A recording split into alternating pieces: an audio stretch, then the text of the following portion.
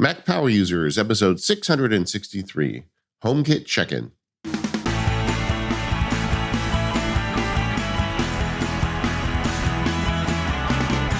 Hello, everyone. This is David Sparks, and I'm joined by your friend of mine, Mr. Stephen Hackett. How are you today, Stephen? I'm good, David. How are you? I'm excited to talk about HomeKit. That's always an interesting topic for me, especially now that I have a room in the house that is exclusively mine. HomeKit is coming to a new level, and both you and I talking offline have made some changes and some upgrades, and we thought, well, maybe it's just time to check in on HomeKit, not only to share what we're doing, but hopefully give folks a few ideas and ways they can improve their home automation and HomeKit setup.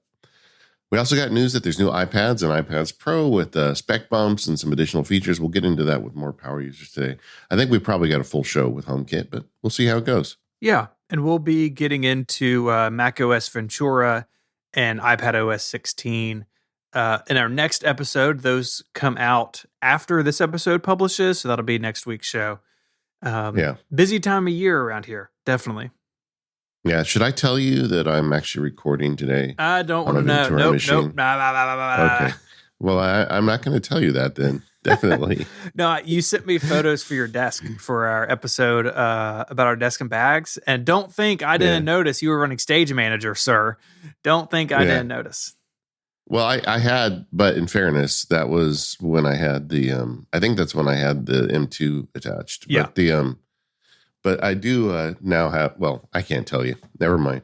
My computer is just fine, Stephen. Oh, boy. There's nothing to worry about. Nothing to worry about. HomeKit, HomeKit was Apple's big thing multiple years ago. They're going to get into the home automation business. And, it was kind of an interesting time when HomeKit premiered. Apple has their initiative. Google has their initiative. Amazon has theirs. All these big companies were fighting to become the dominant player of home automation. And not surprisingly, none of them are. And as a result, we've got this weird world we live in where, you can get a light switch that might work with your Mac, but, not work with your Google stuff. And there's actually something afoot to fix that called Matter. And we're going to talk about that today. But the focus of today's show is the stuff you can actually buy now and use. And that's the HomeKit stuff. Both you and I are pretty early adopters of this stuff. I think I probably own more HomeKit gear than you. I think so. Because haven't you mainly kept it to your studio as the main place where all the automation stuff is? Mostly, although we'll get into it. I've added some stuff to the house actually very recently. So it is slowly spreading, but I'm not someone who's like gone through and replaced every single light switch with something smarter. Not for a lack of desire, but it's one thing when you got a family and then, I've got kids and things got to be reliable and work for them. I don't want them having to yell at the HomePod from across the room because the light turned out on them. So for me, it's very slow and deliberate when I sort of extend HomeKit's reach beyond ye olde pod cabin. Yeah. But you know what? The good news is now you can. There are some really good solutions for this stuff now. And that's something I would like to kind of mention as we go throughout the show, that a lot of these technologies now are, I consider, ready for prime time. And I'm using them with my family. And I guess let's just start breaking it down. I thought we could kind of go by category. And we'll start with the one that I think is the obvious first place to go with home automation, and that's lights. Early on, I bought some Hue lights, and they made the ceiling can style Hue lights, ones that screw into those cans. And immediately after I bought the first one, realized that this is not going to work, because the way those work is the light itself has the smarts in it and it has the receiver in it. And so when you push the button on your device, then the light in the can says, oh, he wants me to turn on and turn green, and it'll do that. But, the obvious failure point is that can light also is connected to a switch. And, I'm married to a lady who's not as into this stuff as I am. I have kids who walk in and out of the rooms, and their entire life they've learned one thing: you turn a switch off and on to turn the lights off and on. So if they turn the switch off, then the home automation goes away. And So fairly early in the process, in fact, this goes back to the Katie days. I started getting into these Lutron Cassetta switches, and Lutron, for those who haven't heard, it's a company that makes switches. They have great bandwidth for the signal strength. You have to get their own hub, Yeah. so it actually connects to its own hub. And although in general, something I like to say about hubs, because I think that's a downside for a lot of people. It's like, well, I don't want to get into home automation. I don't want to have to get all these hubs. Let me tell you, the hubs are good news. Whenever you get some form of home automation, it comes with its own hub. That means that it's really not going to kill your Wi-Fi. It's going to have its own little signal. It's its own little, avenue of information shared across your house that is not going to like get lost in the Wi-Fi. And that's generally true. I know there's a few exceptions, but the hubs actually help. And I think if you want to get into home automation, you should really think about that. Like I bought a switch off Amazon with 10 separate Ethernet ports, a switch being a device where you plug the Ethernet in once and then you can pull 10 separate cables out of it. And now it's full. I mean, I need to get a bigger one. But over the years, I keep adding little bits and bobs that plug into that switch, and you just have them put away nicely. You can get very short cables, or you can cut your own if you want to be fancy. And it's not a big deal to get these hubs. So, and it definitely makes the whole, in my opinion, smart home and automation stuff work better. But so after that little side route there, the Lutron Cassetta uses a hub. And I have, over the course of years, updated almost every switch in the house. In fact, when I did the Indoor Studios build, I bought several and installed them from the get-go with the studio as well. And they just are rock solid. I don't know how else to put it. And they you push the button on the switch and the lights go on or they go off. At the same time, you have full home control or HomeKit automation control of those switches. So if the kids turn the lights off, you can still turn them on with automation, and it's cheaper because especially if you have a circuit with more than one light on it, like can lights where you've got 4 lights. Well, you start buying those hue bulbs, it gets pretty expensive. Whereas you just buy one switch and it controls all 4. The downside is you can't get like colored lights in, or I guess you could, but it doesn't really kind of like jive. What you really want is just to have your existing lights as are. In fact, in my house, I don't know if this is true where you are, Stephen, but here pretty much everything needs to be LED at this point. Like when I did the build, the inspector checked to make sure we were putting LED lights in the ceiling, not, incandescent. Mm-hmm. So you really do have like these built-in bulbs or these built-in lights now. So the cassette, that's just even a better case for the cassette. They've got off and on switches. They've also got dimmer switches, which they've recently come out with a new one called the Diva Smart Dimmer. And I don't own any of these yet. I just was in researching for today's show. I discovered that they've recently released these.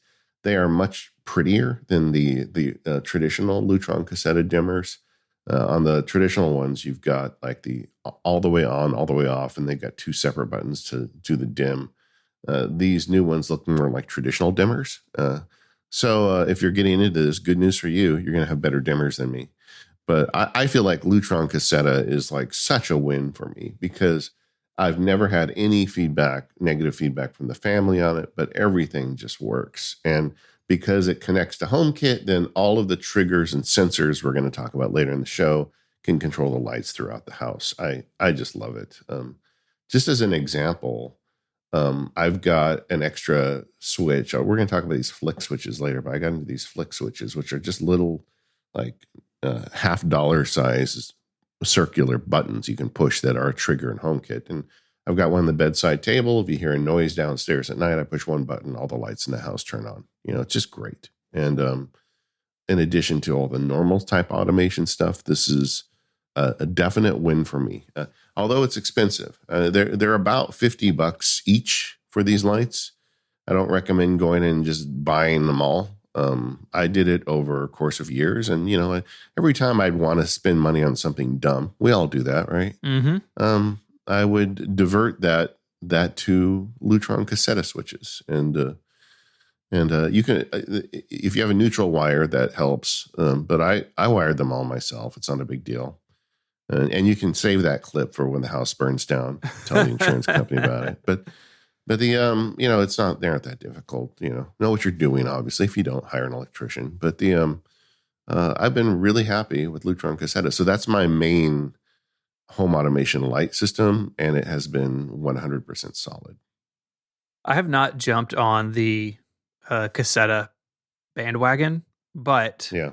I've got 3 overhead lights in my studio that I may opt to do this. And you mentioned the new dimmer. There's also an updated kind of regular switch that looks more like a traditional kind of rocker style switch. The Yeah. the original one is like a couple of push buttons. This one looks a little bit more traditional. That's a big part of this, right? I mean, who cares in the studio? But if I'm going to put something in the living room or like in the kitchen, the aesthetics matter, right? So different Lutron models come in different finishes. Like if you have like in one of our rooms, the light switch and all the plugs are dark brown because it's like a wood panel room. Yeah. And yes, it is as 70s as it sounds. And that room, like if I were to do that, I would need to get something that, matched the outlet. So Lutron has over time built out their lineup in a way that can fit better with sort of your, the aesthetic of your home and when it was built and all of those things. Because those things matter, right? It matters that these Yeah. things look nice. Yeah. And I don't want you to make fun of wood paneling anymore on this show, because Oh yeah. I Oh just put yeah. I just put a lot of money into wood paneling. Yours is way cooler than in my den. Let me tell you. Yeah.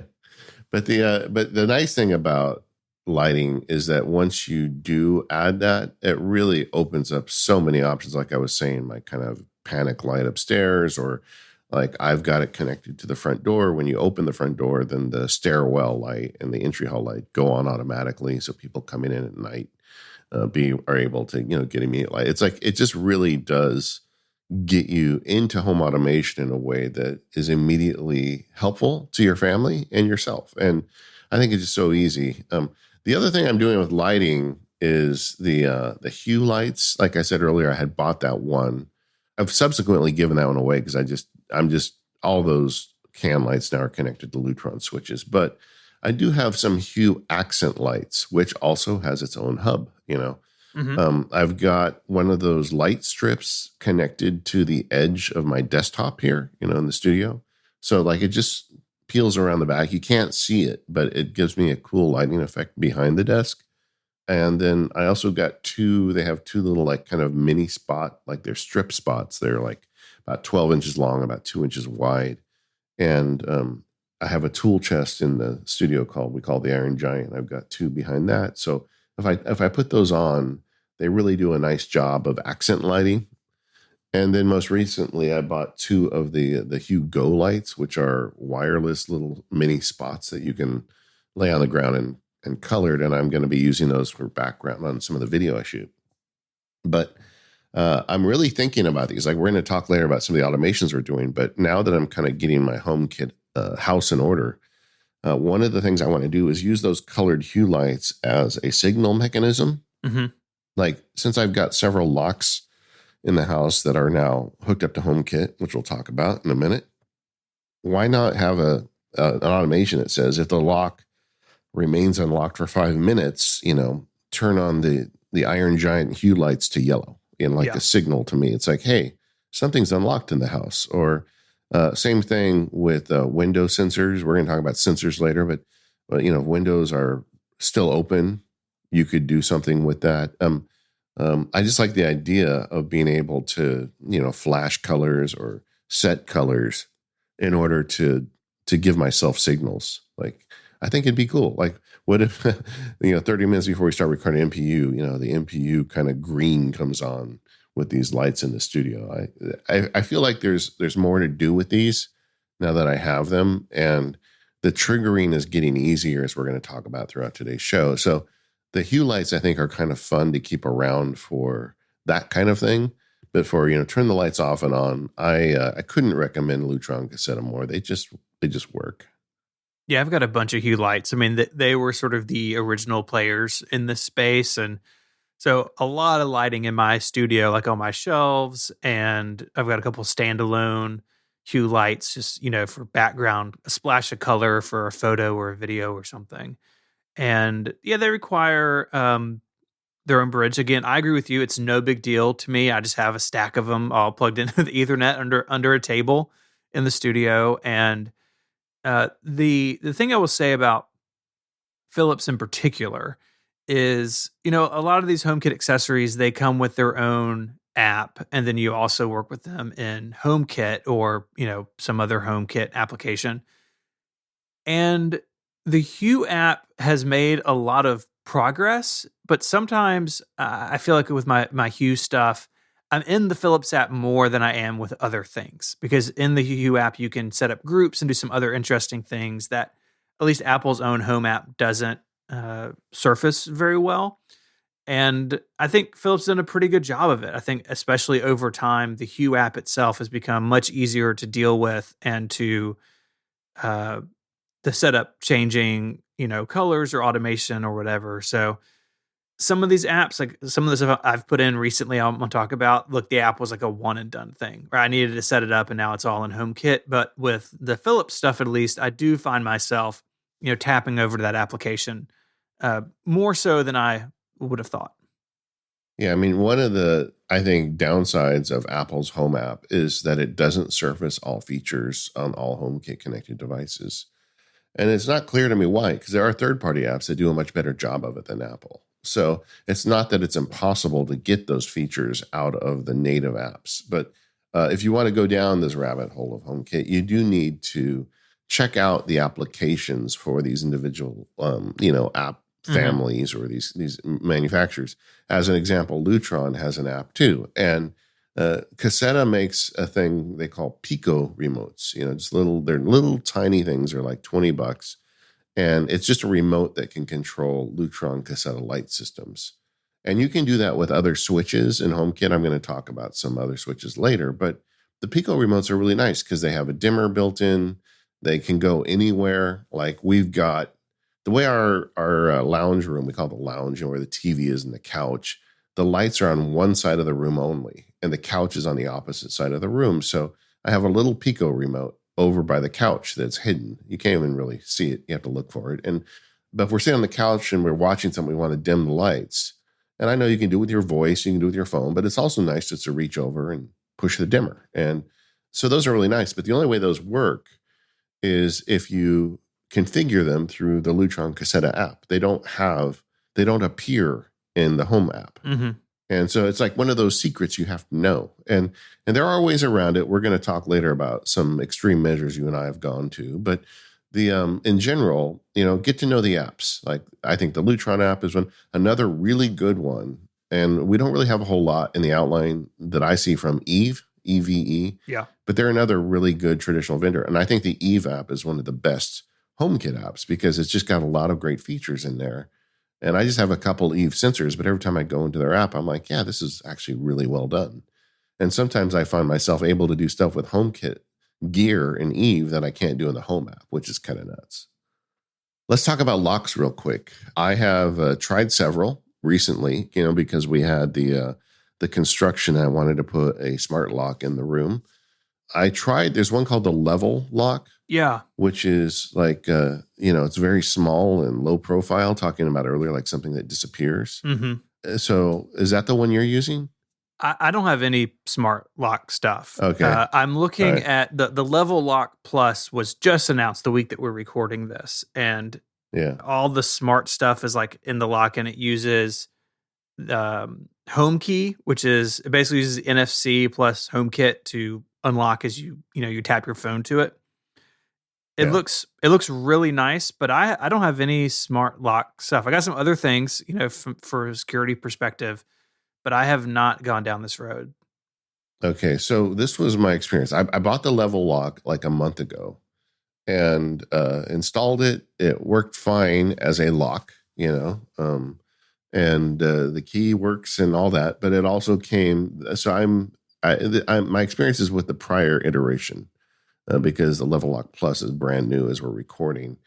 And the Level Lock that I used was just kind of a nightmare. And HomeKit, it just kept showing up as jammed. Even when it would close, the status in HomeKit was always jammed. I never got it once to show up as locked. And then I followed the forums. They said, well, you haven't cleaned out the bolt hole enough, So I got a chisel and like went at the door a little more, but it was clearly sliding home easily. There was no problem, but it just kept showing up as jam. I tried to talk to someone. I just never got any luck, and I actually just returned it. It was one of those things where it's like, if dating is this hard, I don't want to get married. So I never got it to show up as locked. I packed the whole thing up, sent it back, and I had years ago, let's say 3 years ago, I bought a quick set HomeKit lock. And this isn't nearly as sexy as the level lock, right? It's a big unit it's got a touchpad on the outside so you can unlock it with the touchpad. It's got it runs on AA batteries. So you can imagine how big it is on the inside.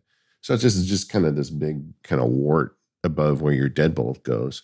But the thing has worked flawlessly. And to add to it, we have the quick set locks in the house already. So anytime I add a new lock or anything, I can always key it to the standard house key. Mm-hmm. And that works throughout the house, which is kind of the big selling point of quick set. You can rekey it yourself.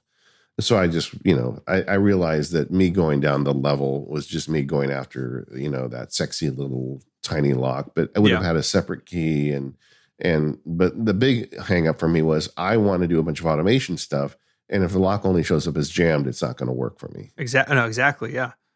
So I ended up, I sent that back. I bought the quick set one, which was cheaper too, because it's just kind of more clunky, but it works fine. And I'm really happy with it. Just like yesterday, Daisy and I were going to get our flu shots, and I could see through the house that the door was locked in the studios. I just yelled out, hey lady, lock the door, and you could just see the bolt slide close. And that was that.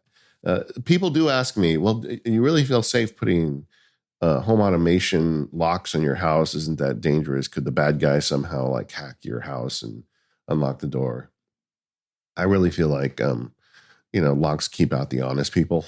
If someone wants to get in my house, there are so many windows to my house. Right. Yeah, exactly. It's just not, I don't know that it's really going to make that much of a difference. And I'm sure we'll hear from people in law enforcement telling me how wrong I am, but I just really like it. And when the door locks, you can lock it. I can set custom codes. Like when we had the contractor here, I made a custom code for him so he could unlock the door with a custom code. And then after we were done, I turned it off. So now he no longer has access. And in general, I've been pretty happy with those quick set locks. We have 3 doors to our house. I've got 2 of them with quick set locks. And now I'm just waiting for a really good sale. Because now that I've got it going, I'd like to be able to yell out, "Hey, lady, lock all the doors." Yeah, and just know that they just lock themselves. Yeah, well, the key code thing is definitely an advantage to this particular product, where the Level Lock Plus, like, it's just a deadbolt that happens to have a little motor in it, and so then I think with Home Key, I think you can set up a key for somebody, and then you can retract that key. Maybe you can even set it to a specific time. But this, people are used to going up to a door with a keypad on it, right? It's how like every Airbnb in the world works. And so I see that use case, right? Like if you have a place that you need to set access on a short-term basis, something like this is a great idea because you have that option, right? Where you don't with some of these newer things that do look sleeker and do look nicer. And if I were to do one, like my wife would not let me put a keypad on the house. I could probably get away with it out here on the studio door, but again, the aesthetics matter to some people. And this thing that you've got, while super cool, not the prettiest thing in the world, and that's fine, but it is a consideration for some people more than others. Well, it is right on my front door. If you ever come visit me, you're going to see it as soon as you get to the front door. But, the advantage of a lock, in addition to being able to lock your door remotely and unlock it, like we had a thing where someone was visiting us and they got to the house before we did, and I just unlocked the door from the car. But another advantage of this is it's also a sensor. Like when the front door unlocks is a sensor for me. So I can set automation to turn on lights when the front door unlocks. I talked about earlier how the entry hall lights turn on and the stuff happens when someone gets home. The trigger for that is that they unlock the door. Yeah. It's not a door sensor. It's actually the unlock. So the moment you throw the bolt, the lights start turning on. And that's I think that's cool. Not to mention I can get notifications and all the other stuff with it. Yeah. Super cool. This episode of the Mac Power Users is brought to you by 1Password. Go to 1password.com/MPU in all caps to get 20% off your plan. We've talked about 1Password on the show before. Stephen and I are both huge fans and use it every day. But did you know that 1Password is also super useful on your Apple Watch? Recently, 1Password just released 1Password 8 for the Apple Watch, and it is a great Apple Watch app. Your most precious data is now securely accessible from your most personalized device. The all-new 1Password for Apple Watch offers customizable access to nearly anything in your 1Password account, with full support for complications and the same intuitive experience you all know and love. They've rebuilt the Apple Watch to take full advantage of watchOS's evolving capabilities. The new complication support in 1Password for your Apple Watch is killer. Do you need to keep your booking code handy while traveling? You can put that on a complication. Another great use is if you have like a two-factor code that you always need to access, like you're logging in at work and you need that two-factor code, put it in a complication and you get it with one tap. Here's a power tip. Combine this with custom focus modes. So you could have your work watch face have that complication on it that gets you into work. But when you go to your personal watch face, go to personal focus mode, then you get some other complication that's not relevant to work. Beyond complications, 1Password for Apple Watch provides full access to your choice of items. You can view custom fields. They even support Markdown for notes.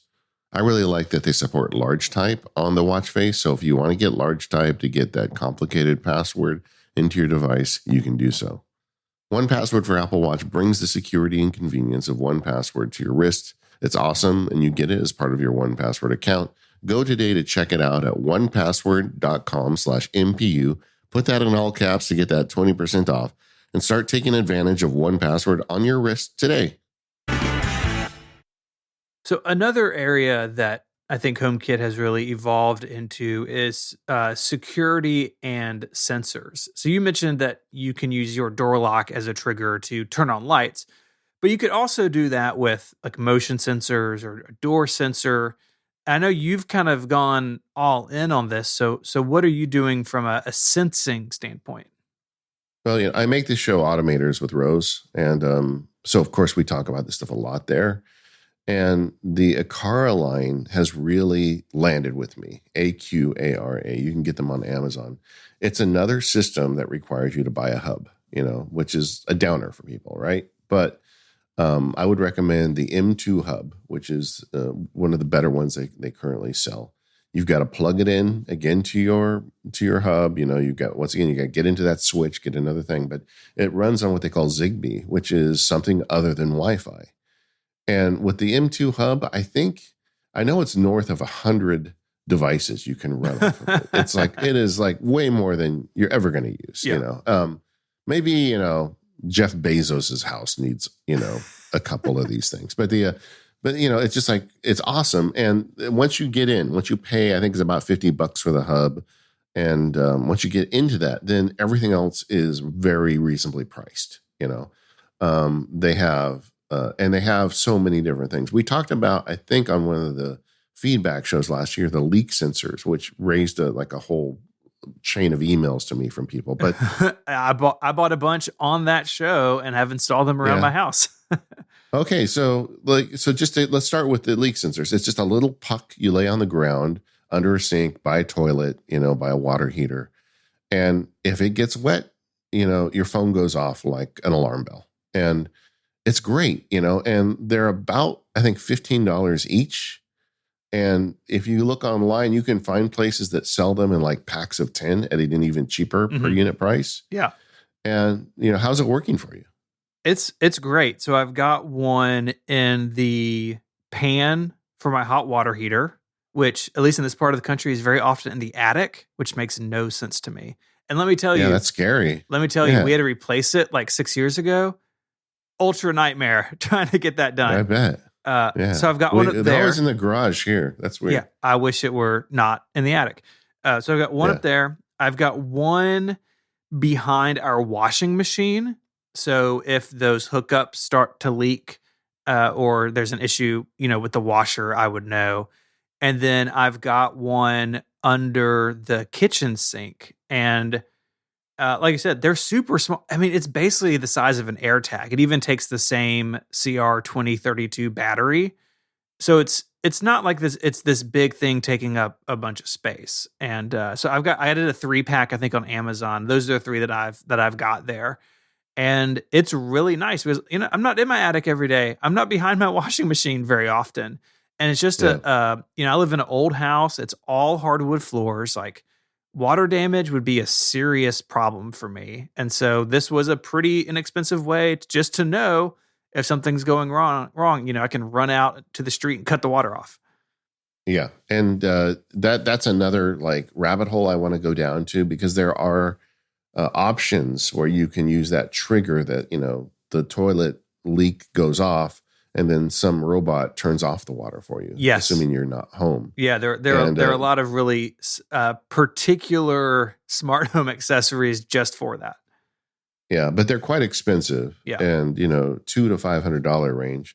But if you look at the damage you can do to your house with the overflowing toilet, they're totally worth it. But that's just something I haven't gone down far enough yet. But I've just kind of gone nuts with those things too. I've got them on all the toilets, under all the bathroom sinks, and the refrigerator, the washing machine, the water heater. So I've just got them in all the places that they usually show up, and nothing really happens because I've never had a leak. But like, I did a video for the labs on how they work, and I took one and I did a test in front of the video for the labs members. And like 30 seconds after I did the test, my wife called me, my daughter texted me, like the whole family is like, "Dad, what's going on? There's a leak," Yeah. And that's kind of what I want, Yeah. I want it to be like that. And so those are cool. But now, Steven, that you have the hub, you should look into more of this Akara stuff. So a couple that I like, they have these door sensors, which are really nice.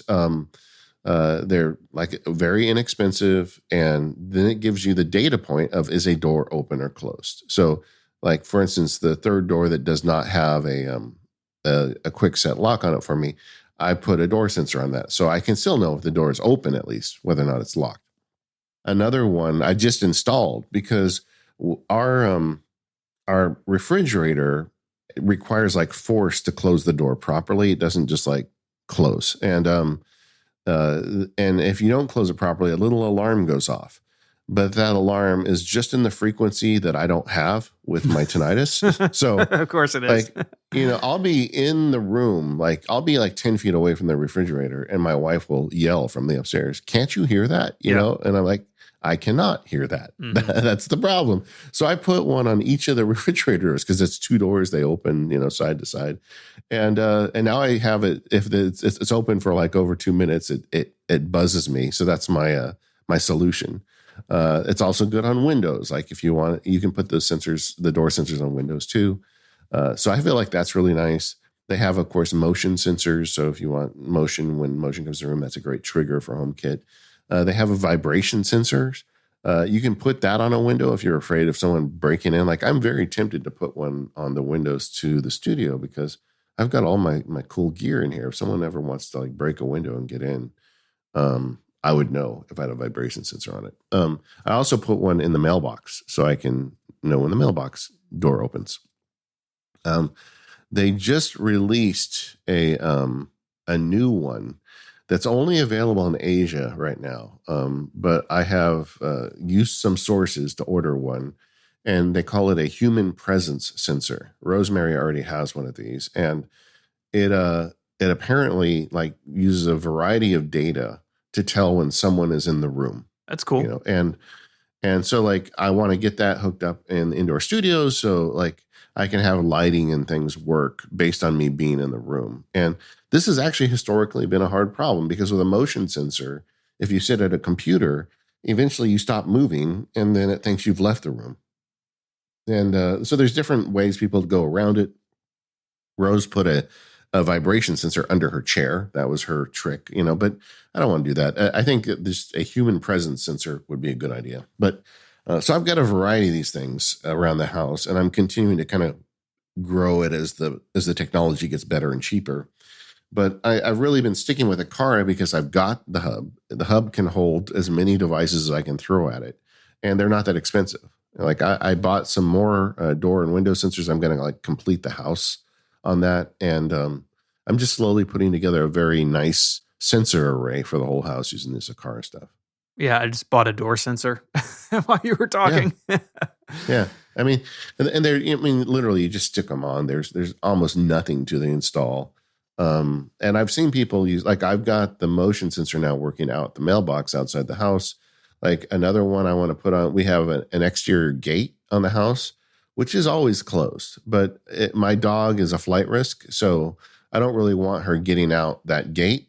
And occasionally, for one reason or another, it gets left open. And I'm going to put a door sensor on that one. So I just get an alarm if the gate is open and I can go close it. But, just stuff like that. You can solve a lot of little problems with these $10, $15 sensors once you've got the hub. Yeah, absolutely. And what I like about their stuff is that it does work so nicely with HomeKit. Like they've got their hub, but like the Hue thing, right? Like you can do some stuff in their app, but it also just shows up within all your other Yeah. Apple stuff, which is really cool. Yeah, I've been really impressed with it, and I agree with you. Like if you're out there, I can't stress enough how helpful the leak sensor thing can be, because it can be such a big deal, like you said. Let's switch gears a little bit and talk about switches. Yeah. I'm I see professional. what you did there. Yeah, there you go. Well, Aqara does sell a switch, and which is, well, again, not too expensive. In fact, I bought one just to see how they work, and I attached it. If you look in the indoor studios, the door, there's no switch for the lighting in the room there. There's a switch there that controls the outdoor security lights. So I just stuck in a little switch to the side of the Iron Giant. I walk in, if I tap it once, it turns the lights off. I tap it twice, it turns them off. And so these are Zigbee little switches that, can do anything in HomeKit. Once you got a switch, and all these switches have 3 modes. They have a single tap, a double tap, and a long press. And so you could do that all with Aqara and not, bother with anything else. A couple years ago, so I'd say it's been about 2 years. I think it was early COVID. I got an email where there was a sale on these Flick, FLIC switches. And so I ordered a pack of like 5 of them. And it's another thing that comes with a hub, although this is the smallest hub I have ever seen. It is like smaller than a deck of cards. But it just tracks the signal of these switches, and they all have those 3 modes: single press, double press, and long press. And I put them, and they have a little, sticky double-sided tape on the back. So you program it to do anything that your HomeKit can do, and you stick them somewhere. Like under my desk, I have another switch that turns the lights off and on, and another one that turns like those Hue mood lights on if I want. I know that sounds creepy, right? A switch under my desk. That I'm not creepy. I'm just turning the lights on, guys. So I've got it there. I've got, like I said earlier, I've got one by the bedside table. The other night, Daisy had come upstairs and she's like, I don't like how, because we don't have a switch. The switch for the stairwell light is at the top of the stairs, as you do, right? And she's like, I don't like that because then it's dark from the point I get to the top of the stairs to the point I get to the bedroom door. So I just stuck a flick switch by the bedroom door that turns off the stairwell light, because all of this stuff is plugged in through the Lutron Cassetta system. So now she can turn off the stairwell light, when she gets to the bedroom. And so just like making things more convenient. That's kind of my point of this stuff is you don't have to be at war with your family as you put this stuff in. You can actually make their lives easier. You just got to find their friction points and find an easy way to solve it. And switches to me are another just like natural, right? Because people understand what switches are. And for her, I have it. So if you press it once, it turns the stairwell light on. If you press it twice, it turns it off. I don't even have that one programmed for a long press because I don't want her to accidentally long press and be surprised.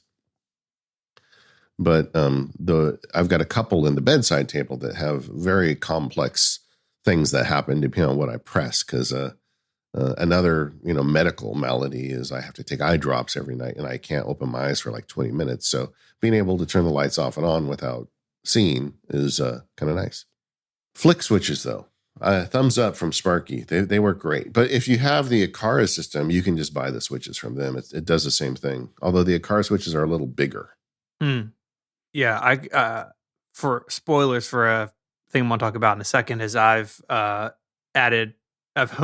kitted my driveway gate and my garage door, and I think that switches would be really cool. So we could just have those like by the back door on the inside, and you like hit it to open the garage and the gate. It'd be nice. Yeah, and for you, I would just recommend buying some Akara switches because you already have the hub. Yeah. So just get those, and then and you can have multiple switches controlling the same lights. It doesn't matter. It's not like the old days where there's copper wires connecting everything. Yeah, absolutely.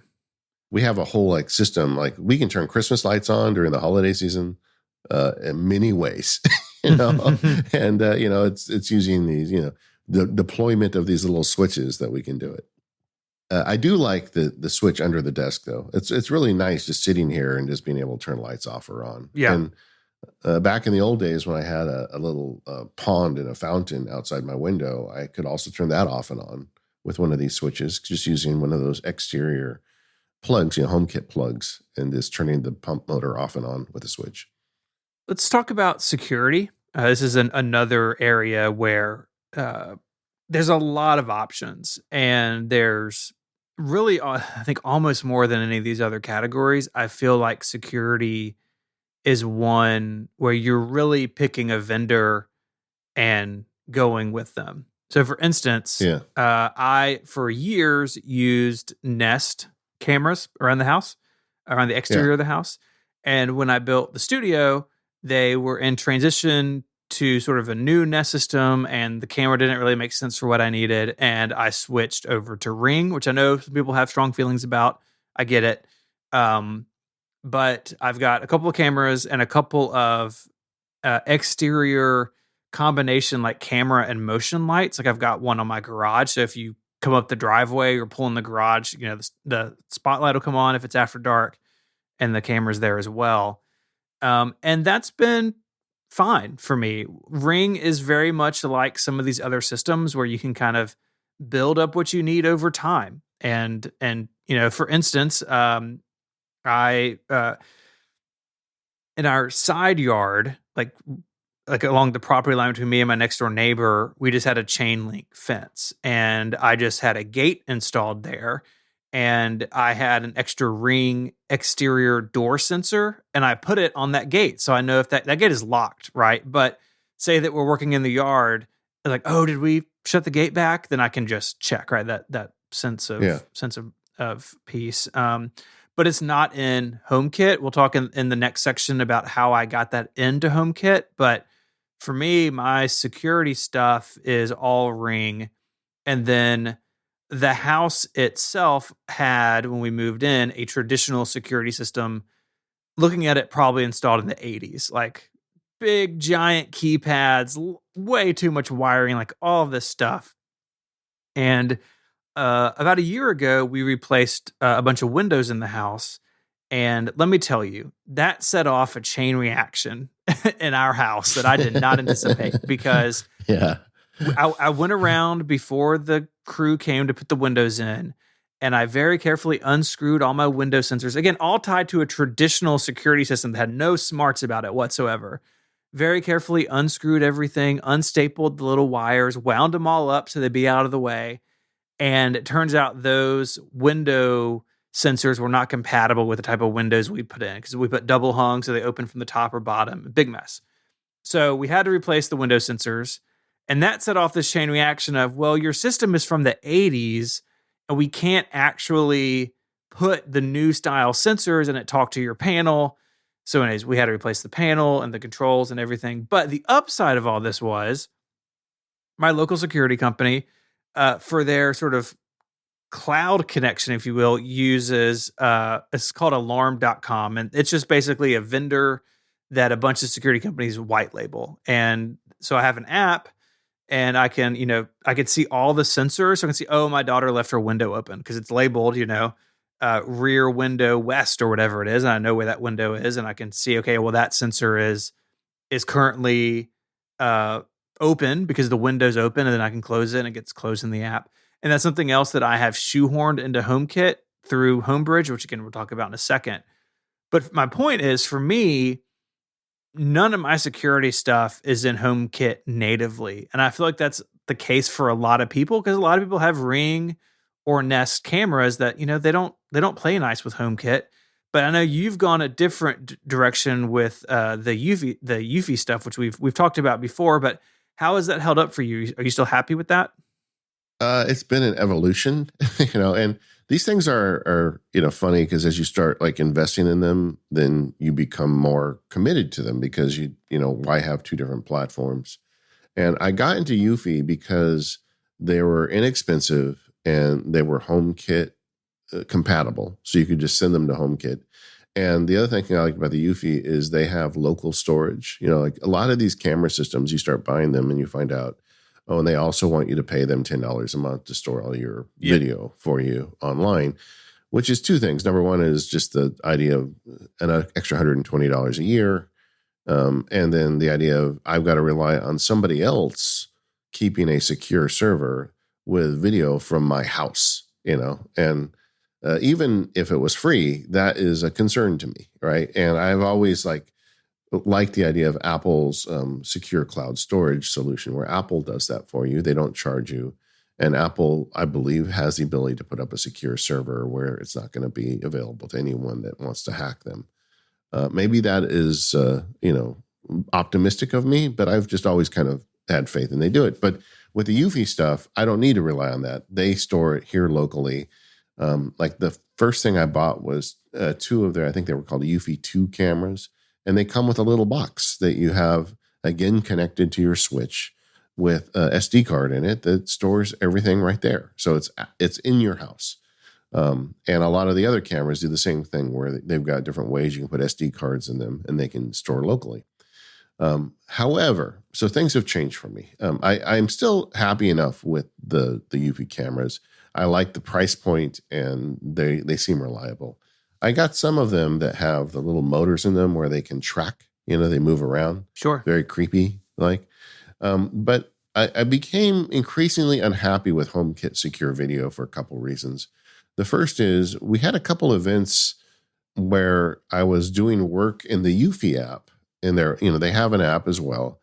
And the iPad one is actually really nice. Like I have it open on my desk right now on my iPad under my computer, and it's like, a security monitor of the whole house. And it's nice when we record podcasts to see if somebody's at the front door or something. But I had it open and somebody came up to the front door, left a package quickly, and then left. It just how these Amazon guys are like running all the time. Yeah, so they throwing it from the sidewalk. Yeah, exactly. And Eufy caught it and recorded it, and HomeKit did not. And then I started doing some experiments and realized HomeKit is actually slow to catch motion. It is. And if somebody were to run on the door and grab a package and leave, I'm not sure HomeKit Secure Video would capture it. Yep. And so I started to become down on HomeKit Secure Video. And then I started researching it more, and I realized that the Eufy app, these cameras are 2K cameras, but when they get sent to HomeKit, HomeKit downscales them to 1K. And maybe that's to save server space. I'm not sure why it is, but even in the HomeKit app before it saves anything, the camera quality gets cut in half. And I'm like, this is silly. So I just took all of my HomeKit cameras, all my Eufy cameras out of HomeKit. And the other problem is not all Eufy cameras work in HomeKit. Like I have a couple of those outdoor security lights where it's got a floodlight and a camera in it. They don't work in HomeKit, and also the Eufy doorbell cam doesn't work in HomeKit. So I had a couple that I had to go to the Eufy app anyway. So then I just decided, okay, the Eufy app is going to be the place where I do all of this stuff. The only exception is there's one camera that points at the dog crate, and my kids like to just watch the dog sleep, kids. And so I put that in HomeKit because getting them into the Eufy app, I just didn't want to deal with it. And it's not really a security camera so much as it is a camera just to make sure the dog is okay. and to let my kids look at the dog. So that one is in HomeKit, and it's easy to segregate them. Overall, I'm happy with this. Eufy just released a brand new Cam 3 out with a new storage device, which is even better. I haven't bought any of them. I don't want to. I've spent enough money for a while right now, so I'm just sticking with what I have. But if you're going to get into it, they've got an updated camera, better battery life. It's got a built-in solar charger in it. It's a nice unit, like for putting outside. So I would still recommend it. If there's one thing I would change about it is, so I have indoor and outdoor cameras, and I want to turn the indoor ones off sometimes. And the Eufy app does not make that easy. I mean, it should be like a big red button. You say turn off indoor cameras, but you have to do it on a camera by camera basis, which is dumb. I wonder if could you set up a scene that turned them all off? No, because they're not in HomeKit. Oh, okay. Okay. Yeah. If I put it in HomeKit, I can control that. HomeKit makes it much easier, but the downside is they don't capture as much. The downscale. I just had to choose between two options, and sure, because everything is stored locally. Eufy does now, by the way, have the cloud storage like everybody else. I didn't purchase it because the whole point for me is to keep everything local. Since this stuff isn't going out to the internet, I'm not as obsessed about turning off the indoor cameras. And also, of course, don't put them like in bedrooms and stuff. Right. I've got one in our living room that looks, it can see, we have a huge window in our front room. So it can see the whole window and it can see the front door. So like if someone comes to the front of my house and we're not home, that camera is going to see them. But that's the only camera I have inside. And like I said, it's pointing. I mean, if you walk past it, it'll see you, but it can't see like down the hallway or anything. Yeah. Well, I've got more than that, but they're mainly covering windows and entrances. The other thing is, because they're these Eufy cameras that are on the little pivot, it's super creepy, right? Like if you were a burglar and you walked in and the camera like spun to point at you, I feel like that would have an effect, right? Yeah, I'd run away. Because that's what they do, But that's the problem, is like when I'm home, like we have friends over, I don't want the cameras like spinning to follow you walk across the room, So, I just wish they had an easier way to like turn multiples off. But this is a known issue. If you go on their boards, there's a lot of people complain about it. I expect they'll figure it out. Eufy is also the company. It's Anchor, I mean, it's a company I kind of feel like they've got it together and they'll get this stuff figured out. They just released a new camera, and the exterior ones are really nice. The floodlight cams. Did I send you a picture of the skunk? We had a skunk in the backyard a couple weeks ago. Yeah. It's just like, it's just kind of fun. I mean, almost for anything. I'm not as worried about crooks as much as I'm like, is there a bobcat here? What's going on? And so we get lots of wildlife in our backyard. You sure do. More than I do. Yeah. A couple other things that I've done that they sort of fit into this category. I mentioned them a second ago, but adding my, again, decades old garage door opener to HomeKit. I tried this a few years ago with a product sold by Best Buy, an Insignia smart garage door thing. And I got so much email, David, telling me that thing's going to die in a year. And guess what? It died within a year. And they don't even sell it anymore. It's like off the market. So I kind of forgot about it. And then I came across one by Miros. And we've mentioned them before. They make a wide range of HomeKit stuff. They make like surge protectors, like each outlet is its own HomeKit thing. A lot of really cool stuff. And they make a garage door thing. And so you wire it in line with the switch on the wall. And for my setup, it was really simple. You have like a magnetic strike this was the hardest part for me, was figuring out where the sensor needed to go. And I ended up putting it on top of my garage door and then on the wall. And so it knows when the garage door is closed and when it's open, and it is instant. Like you hit the button in HomeKit or you talk to Siri and the garage door is moving. I've been really happy with that. And again, like the door sensor thing, for me, like, it is about control, but it's also about knowing if the garage door was shut when we left the house, because maybe a kid was the last person in the garage, right? And how many times have you gone somewhere and you think, oh, the garage door's open, and then like that's all you think about while you're gone? Yeah. And so Yeah. I can also get a status on it. So that's been in about a month, and I've been really happy with it. And an extension of that was, okay, we have a driveway gate, so you can't even get like to, because our garage is behind our house. You can't get to the garage or the backyard. There's a big swinging gate there that we put in during like 2020 lockdown time, Yeah. and it had a regular IR remote like in the car and has got a keypad. But I really would like, again, the same sort of control. Now I could see on a camera if it's open or closed if I'm gone, but I came across a product. Its name is it's so bad. Its name is iSmart Gate. Good, good, Okay. good naming there. But it does what it says, and they have a bunch of different models. They, if your gate swings open, or if it's one that like slides open, like on rollers, and like the garage door thing, a lot of, especially with a lot of sensors, like door sensors or window sensors or gate sensors, I've learned there's no like right or wrong way to put the sensors, right? And so I fiddled with it a bunch, and you can see in the picture in my blog post in 512 Pixels, there's a link in the show notes how I did it, where basically the gate rotates around, it swings open, so it rotates, and then the sensor sees that it's closed. Very easy to put in, just took me maybe half an hour. And both Miros and iSmart Gate, they have their own apps for setup and like for firmware updates. Like there was a firmware update for the gate when I got it out of the box, basically. But now they're just in HomeKit, and so I can talk to Siri. The one problem I've had, I don't know if it's like iSmart Gate's problem or if it's HomeKit's problem, but it considers the gate a garage door. And so I would say, hey, HomePod, open the garage door. And it'd be like, which Uh-oh. one? It's like, no, there's only one garage door. There's also a gate. And so I did a couple of things. I moved HomeKit rooms. So they were both in the garage HomeKit room. Now the garage door is in the garage room. And I put the gate in its own room named Gate. I'm very good at these names. Yeah. Yeah. I would And say the driveway, but yeah, okay. I Yeah. should have done driveway. It's a good, may go change that.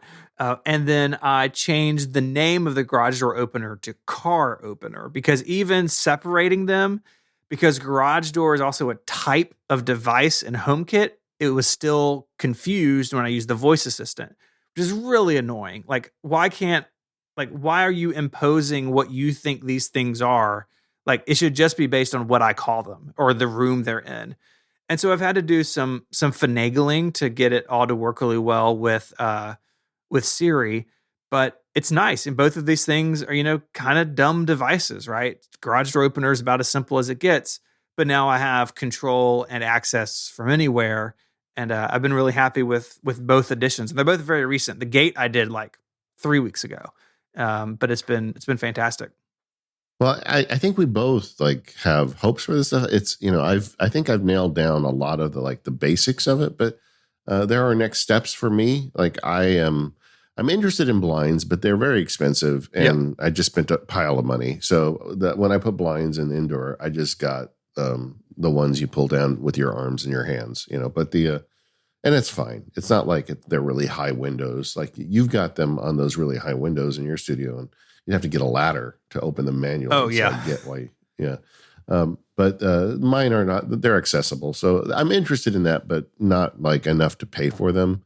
And but I am interested in, like I said earlier, some solution to turn off the master water. I don't know why I'm so obsessed with this, but I've had a couple friends that had $30,000 bills because of water leaks. And it's just like, that just is crazy. And like, usually I think it's covered with your homeowner's insurance or whatever, but I just don't want to deal with that. And so I'm interested in like something to turn off the master, but I haven't found the right solution yet. And the other thing that I'm interested in, and this is something Rosemary's doing that I want to look into, is an IR blaster. Some of the Akara hubs actually have IR blasters built into them, but especially in indoor studios, I think it'd be cool to have something that can blast infrared signal to because the air conditioner I have in here is not HomeKit friendly, but it does have a remote that's infrared. And the TV is the same thing. There's some stuff in here that would be cool to add to HomeKit via infrared. And I just have to do the research on that. I can solve the heating and air one for you because I just did this as well. There's a product called the MISA Smart Thermostat, MYSA, and they make one for like baseboard heat, in-floor heating, and they have one for split units like what you and I have in our respective studios. And the thing is, just an IR blaster. You, it's like old school. Like it works with HomeKit. It's fantastic. But to program it, you take your IR remote for your mini split and like fire it at the thing, and it figures out what it is and learns everything. Sure. Yeah. So I'll send you a link to this and I'll put it in the show notes. I set this up like 3 days ago, so I haven't like fully hot off the press, worked through it. But so far, I've been really happy with it because my split unit has an app, but boy, it's the jankiest thing you've ever seen. And like to get it on the Wi-Fi, it came with like a USB thing that you put in the air conditioning unit, and I felt uncomfortable. Like, okay, should this be on my network or not? Sometimes you just have that feeling. I'm not saying that it is or isn't. But a friend of ours, Matt, in the Relay Discord, had looked at this and sent me a link to it because he's installing them. And again, it's only been a few days, but so far it's pretty good. Now, it's got to be in sight of the unit, right? Because it's using IR, but it also looks really nice and it shows the temperature on it. And you can even walk up to it and just like manually hit that's got like a capacitive screen on it. And you can just tap the up arrow and the temperature goes up. So I've been pretty happy with it so far, but it's early days. So have you bought anything as we've been recording today yet? I ordered some of the little car sensors. Yeah. Well, I bought a door sensor and their little buttons because I'm gonna do the garage and gate on those buttons. So yes, I've spent a little money. I just put the MISA in my cart. So maybe at the end we got to figure out who spent the most money today.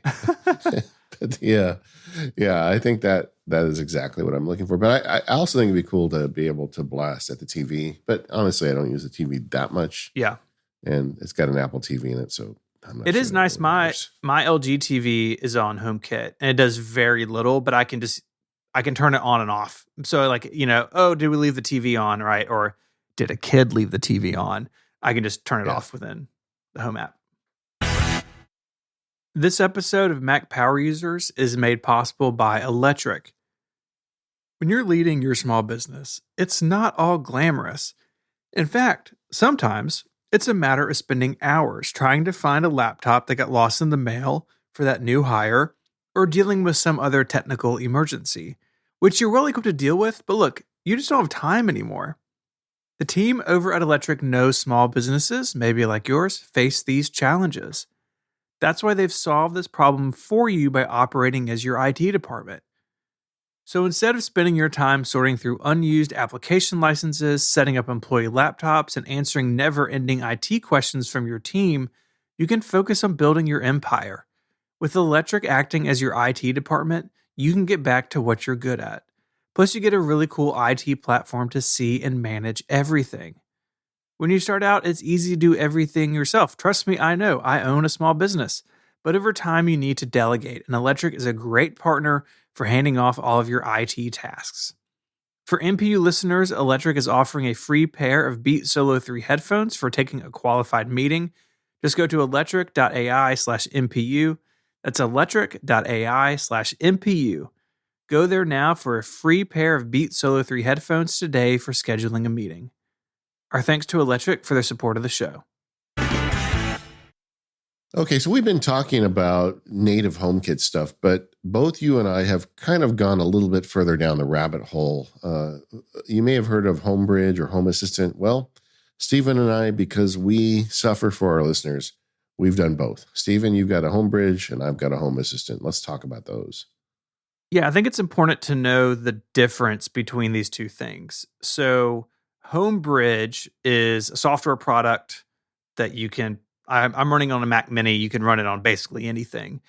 And it sits as an interface between HomeKit and things that are not HomeKit compatible. So, for instance, my Ring system, right?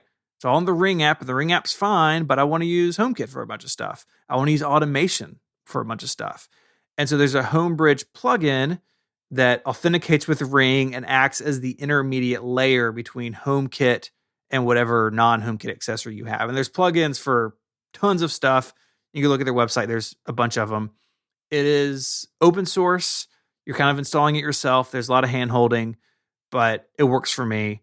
But you're using Home Assistant, which is more of a, I mean, it can like bring things into HomeKit, but it can also kind of be its own system unto itself, right?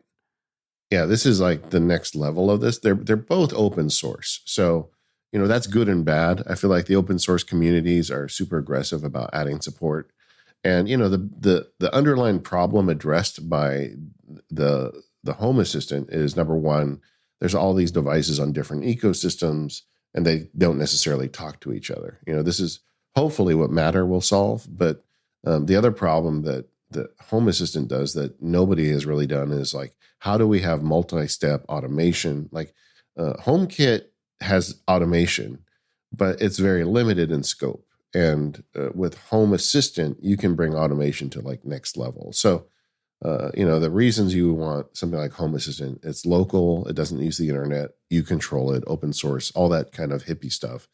But then it works with pretty much everything. Anything that gets added that doesn't work with Home Assistant, as soon as somebody bumps into it, the Home Assistant community wires it up. Yeah. So you can download stuff to run anything. It's like when you first open up the Home Assistant app, and they do have an app for the phone, but the way you primarily use it is it's a local server. You hook it up and then you go to a web page that is on your local network and you can do so much. It gives you, if you've been using automation in HomeKit but said, man, I really wish I could do this if, make the conditions, if the door is unlocked and it's dark outside and I'm home, but my wife isn't home, like that kind of stuff.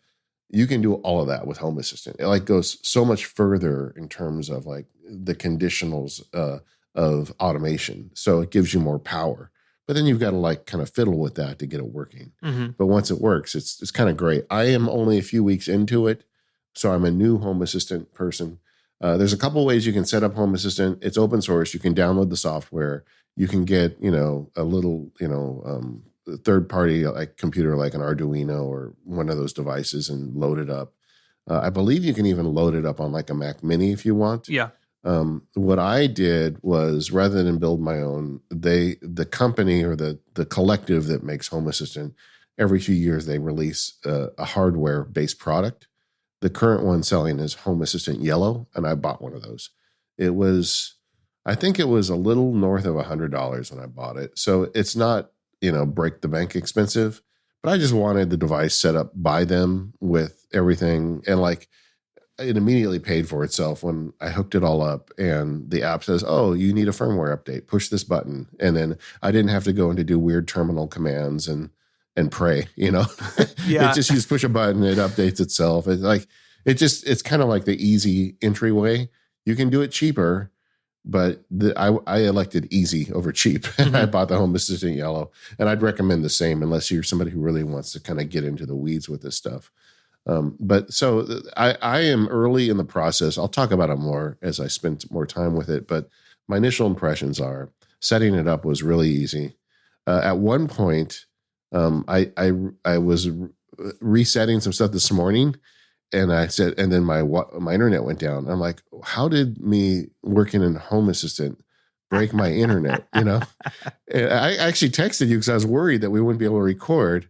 And then I went and looked under there, and what had happened was the little plastic tab on the back of the Ethernet cable had broke. So yeah, on my Eero, which was next to the Home Assistant. So in the process of fiddling with the Home Assistant, the cable came loose, and that your internet doesn't work if you disconnect the cable. There's a lesson. But so no, it's been great, and so the setup process has been nice. The whole thing runs on a dashboard that you customize, so you can say, give me the temperature, who's home, what devices are working. The Yellow at least auto discovered all of my weird HomeKit and non-HomeKit devices. So like, I talked earlier about how I'm running the the Eufy stuff through the Eufy app, but I think I might be able to drive some of the Eufy camera feeds to HomeKit if I want, without all the downsides of what Apple's doing. So it's just a very interesting toy if you're interested in home automation. And, the thing it does is make everything talk to each other, which is great. But more importantly for me is it really opens the floodgates on automation. Yeah, this is really cool. It's something that I've looked at a bunch on and off. And I know when you ordered the yellow, I was like, oh, maybe this is the time I do this. I haven't made the jump yet because Homebridge plus HomeKit is enough for me, but I definitely have times where I bump into, especially the automation, just being a little too simple in Apple's ecosystem. And Yeah. I haven't really felt like I've really pushed against that hard enough to make this jump. But if I do feel like I need more, Home Assistant is where I would go. And honestly, I'd probably do the Home Assistant Yellow as well and just stick it in my closet with all my other network stuff. Because, running Homebridge on a Mac Mini is fine, but I got to be a little mindful of what version of Mac OS it's on, keeping Homebridge up to date, keeping its plugins up to date. I had a situation maybe 6 months ago where Homebridge just like stopped working. I had like uninstall it and reinstall and set it all back up. And I still to this day don't know what happened. So there is something attractive about something that's a little more turnkey, like Home Assistant seems to be. And honestly, that's the reason why I've always kind of steered clear of Homebridge, is because I want to make stuff I can rely on. Yeah. And I know there's a lot of people listening are like, oh, you're being lame. You can do Homebridge and, you can always troubleshoot it. And I agree. I'm not a complete incompetent, but I'm also not like at Rosemary's developer level knowledge of this stuff. And I don't want to spend time on it more than anything else. I feel like I could fix a Homebridge problem, but I just want the stuff to work. And I felt like Home Assistant was kind of the middle ground. Yeah. And it is frankly more powerful because of the automation stuff. Yeah. So getting the pre-canned Home Assistant Yellow, so far I'm happy with the purchase. I'm early. It is more fiddly than HomeKit, and it's not as pretty in terms of user interface. But it doesn't mean I can't use HomeKit either. It's just like it's one more layer of abstraction that I can add when I need it. And I'm very curious to see where I draw those lines as I get more accustomed to it. Another thing I just want to throw in here real quick while we're talking about solutions to bring in non-HomeKit accessories. The Starling Home Hub is a device, kind of like the Home Assistant Yellow. It's a kind of prepackaged deal. Its job is to bring Nest, so like the Nest cameras, the doorbell, thermostat, the Protect, all of that into Apple HomeKit. When I ran a bunch of Nest stuff, I had one of these, and it's $100, but it is rock solid. It's tiny. Like you could put it in your pocket. It's got Ethernet, it's got power, and it again acts as a bridge between Nest and your HomeKit setup. So you can do that in HomeBridge. You may be able to do it in Home Assistant too. But if you just have a lot of Nest stuff and you want something that's really like completely simple, they have updates for it. They manage it in terms of compatibility with new things. I was really impressed with the Starling Home Hub, and I ran it for years without any issue. One thing I forgot to mention earlier is thermostats. I mean, we talked about it with respect to our split units, but for our central air, I've talked about this prior in the show, so there wasn't a lot to say, but we have the Ecobee or Ecobee. I don't know how they pronounce it. Yeah, Ecobee. Yeah, I do too. I've got one. They have the HomeKit one. I've been using it for years, and it's just been remarkable in its unremarkableness. It doesn't, because we had tried the what was the one that the Apple guy had made? Nest. We had tried the Nest, and it was too smart, or it tried to be too smart, and it was doing all kinds of crazy stuff, turning the air off and on when we didn't expect it, and we try to manage it in the app, but then it like it had a mind of its own.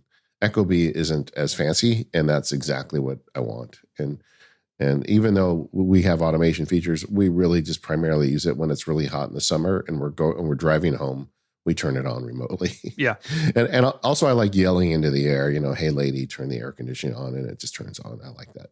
Yeah. Yeah. The Nest stuff, the learning thermostat stuff, like it is pretty clever. When I ran at Nest for years and years, and I ended up turning most of that stuff off. And with the Ecobee, it's really straightforward. You can set a schedule, but I'm like you, like I never think about the thermostat, which is exactly what I want. Like I can open the app, or I can go up and touch it, or talk to the HomePod or whatever. But I've been impressed with it. It's not the prettiest thing in the world. I've got the Echo B. I bought it like 2 years ago. So whatever the current one was 2 years ago, it's like a black kind of glass thing. Like it's not as nice Yeah, looking as the Nest, but it yeah, gets the the job Nest was done. a work of art. It was really pretty. And the way you turn the dial, Oh, it was just dude, great. so Yeah. good. Um, yeah, I've got the Echo B three. I've got the three Echo B three. I think I'm trying to look at their website. They have a bunch of different models. One thing that is nice about the Echo B, while we're on the subject, is they have remote temperature sensors, and so I've got one in our bedroom and one in my daughter's bedroom, and it kind of takes into account the temperature throughout the house, which is nice because like my daughter's bedroom is in an addition. It's way at the back of the house. It tends not to cool and heat quite as well as the rest of the house. And so it can be aware of the temperature back there and kind of work to equalize everything. I guess I should mention how much I love my mini split. If you're listening and you're not familiar with mini split air conditioners, you should be because I didn't know they existed until Steven told me about it. But for the indoor studios, in order to get the ductwork to this room, we were going to have to cut through joists, and the joists were holding up my bedroom, and I didn't really want to do that. So we got the one of these little mini splits. I can make this room like 60 degrees if I want and not run the rest of the air conditioned house. Actually save money. These are great. Totally unrelated to HomeKit automation, but man, I love this thing. Yeah, it's I've been really happy with mine. Um I mentioned earlier that I'm using Homebridge to bring in the Ring accessories that I have around the house into HomeKit, as well as the alarm.com stuff.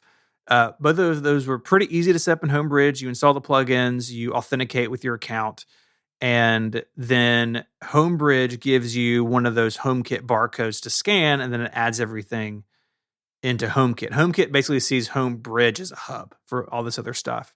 And the reason I did that is I wanted control over the Ring and the alarm system on the house to be within HomeKit, so I could use automation and I could, use Siri and all the stuff I'm used to using instead of having to open the Ring app and open the alarm app and bounce around every time we left the house or every time I, were out and about and want to check on things. And, for me, are either of those things completely required? No, but it is nice to have it all under one roof, if you will. There are Homebridge plugins, like I said, for almost anything. There's one for like my Roomba. I haven't gone down that road yet. I kind of want to. I just haven't gotten around to it. But if you are, maybe you're like me, where like you started with this stuff a long time ago, and over time you just kind of end up with like all these different systems. You can glue them together through these tools, through Home Assistant, through Homebridge, through the Starling Home Hub. I'm sure there's even more options out there on the market. It's just the things that we have used. But it is more of an open system than it first appears, right? And in the beginning, it was like, it has to work with HomeKit or else. And slowly over time, those walls have broken down, which is really nice because you can go out and shop on the broader market and not just be stuck with what Apple works with directly. Yeah. Yeah. And we're going to talk about Matter later because I think that is kind of a big cloud over all of this, Definitely. or a ray of sunshine. Yes. Yeah. Let's go with Ray of Sunshine. This episode of the Mac Power Users is brought to you by ZocDoc. Find the right doctor right now with ZocDoc.